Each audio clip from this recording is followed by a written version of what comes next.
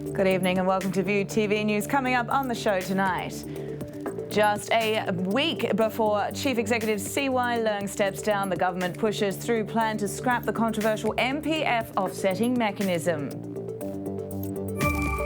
CE-elect Carrie Lam refuses to challenge Beijing over the missing booksellers case, saying it's not appropriate to meddle with what happens on the mainland.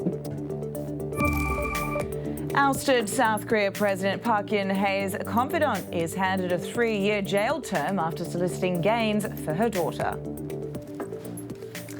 Well, in a surprise move, the government announced today it is scrapping the whole MPF offsetting mechanism. However, there's no set date when the plan will come into effect. To ease employers' worries, the administration said there will be no back payments. Also, a 10-year grace period will be introduced once the scheme is officially abolished.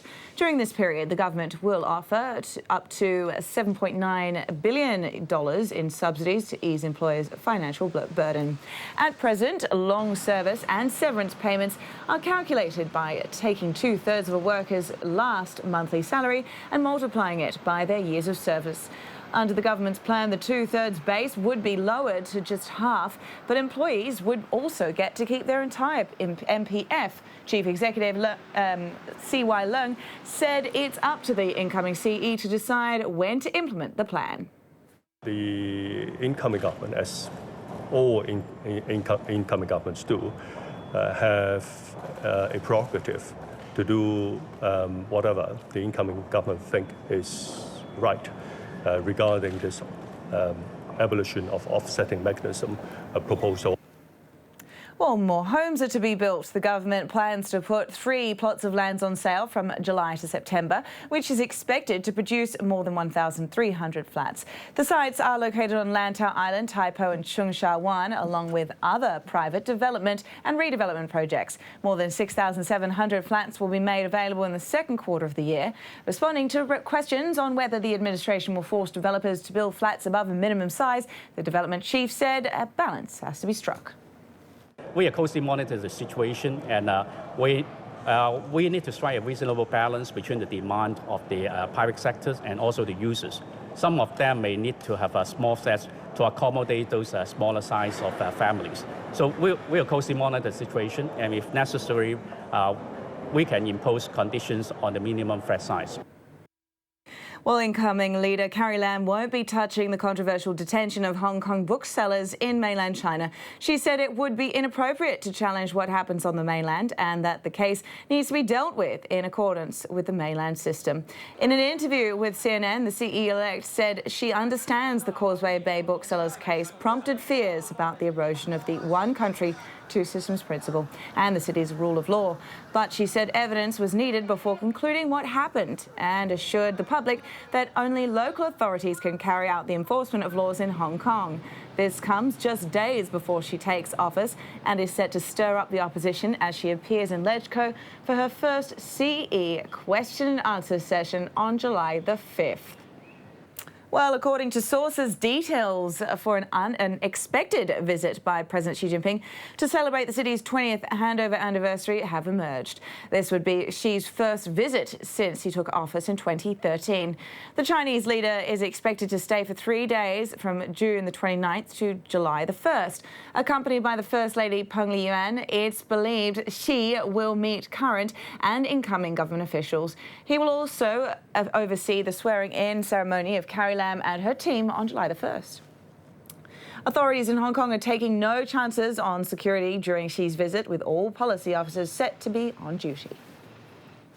Well, Legco has given the green light to building the controversial Kai Tak Sports Complex. Construction will begin next year.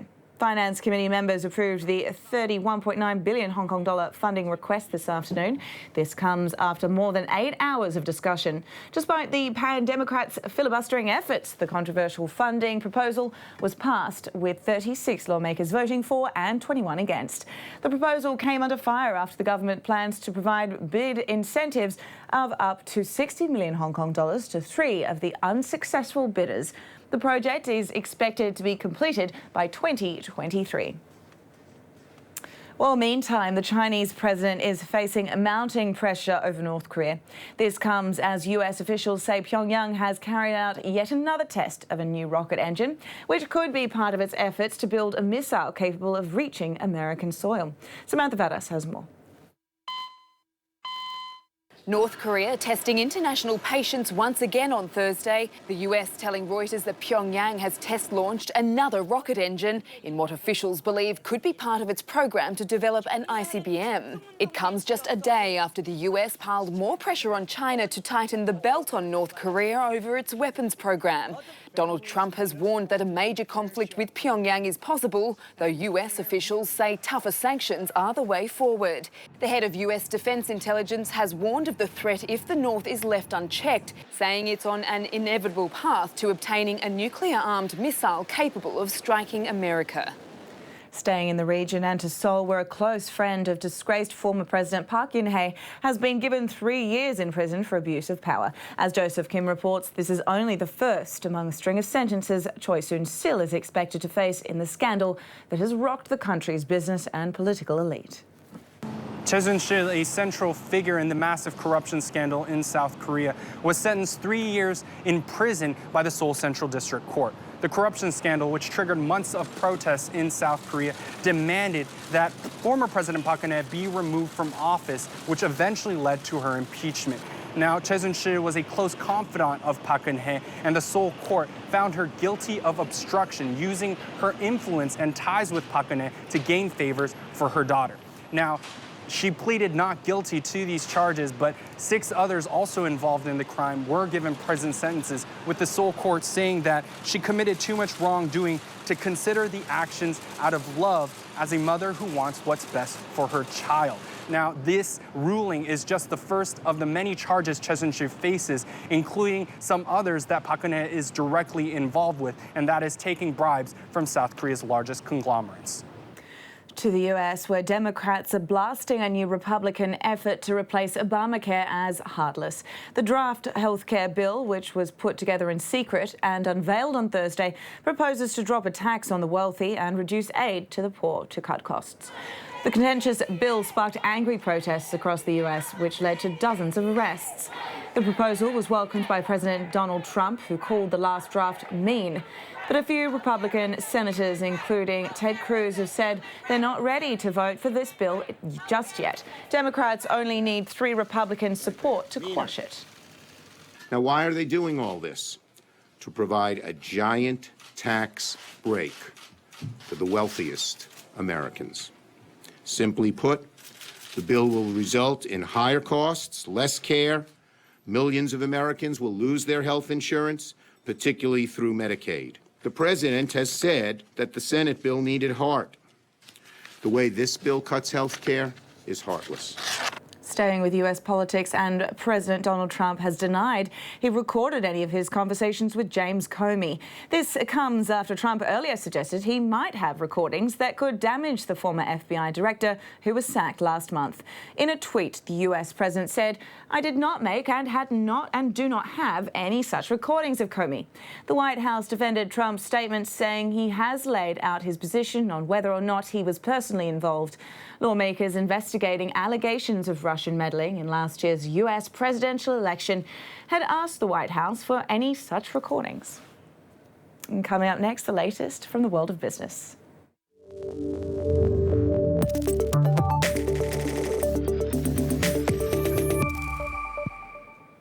And let's start with a look at today's market action. Well, Hong Kong stocks ended the week unchanged.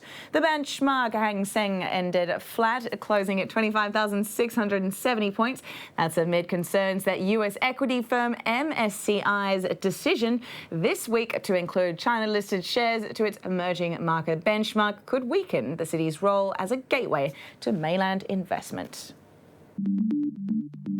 Well, shares of China Unicom surged following reports Alibaba Group and Tencent will pump a total of around $10 billion into the mobile carrier. The move said to be part of Beijing's efforts to rejuvenate state behemoths with private cash.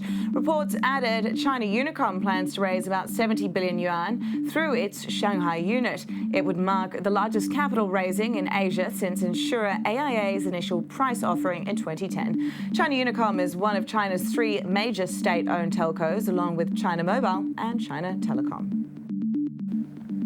Enthusiasts flocked to the English seaside town of Felixstowe as the world's largest container ship docked in Britain for the first time. OOCL Hong Kong sailed all the way there from Shanghai via the Suez Canal and will serve the Asia-Europe trade lane from there. It has some mighty impressive statistics. The ship can carry up to 21,000 containers, and to give you an idea of just how big that is, its hull is said to be 4 times the size of London's Big Ben. Well, the biggest banks in the US all cleared the stage of the Federal Reserve's stress test, showing they'd be able to maintain enough capital in an extreme recession. In the Fed's most severe scenario, the test showed the banks would suffer $383 billion in loan losses.